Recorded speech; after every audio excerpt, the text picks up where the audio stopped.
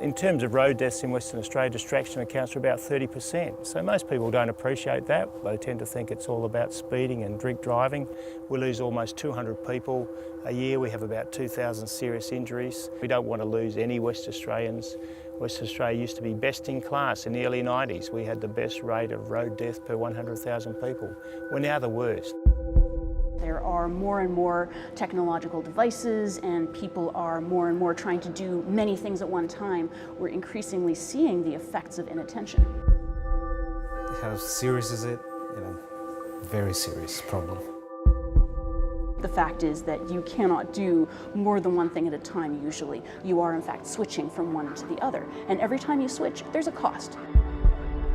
The last 20 years, there's not been one single major advance in the treatment of head injuries that's going to make a big difference. If you've had a head injury, you just lose that function, you lose so much of your ability to look after yourself, and of course people die from it as well.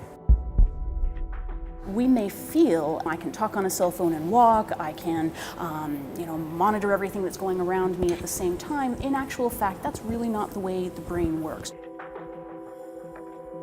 Inattentive states aren't just caused by distractions in the world. They can also be caused by internal factors. So if, for example, you are very fatigued, very depressed, or very sad, for example, that can also cause people to get into an inattentive state.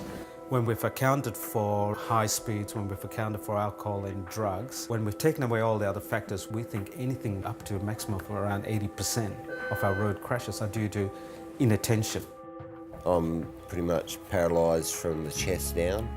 It's like when you come a quad and have an accident, it's like the person you are dies and you're left with this person that you don't know, that can't do anything and is as helpless as a little baby. All the sad, tragic things I see, you take a perfect family, one split second, and everything changes for that family. One person in that family gets a head injury, spinal cord injury, or any other nasty injury. That whole family's normal kind of day-to-day life is changed often for a long time. Pretty much everything sort of stops working and needs help with bowels and normal everyday stuff.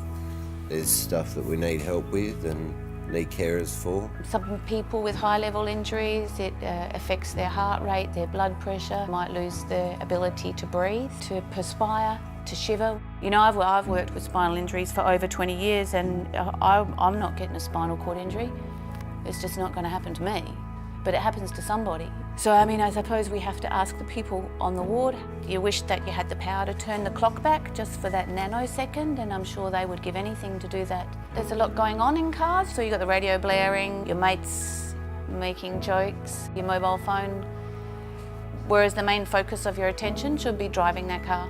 By any measure, Western Australia's road safety results, our road toll is unacceptable. We're the worst in Australia. We used to be the best.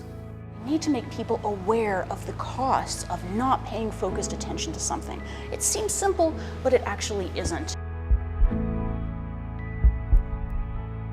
So it needs to be addressed.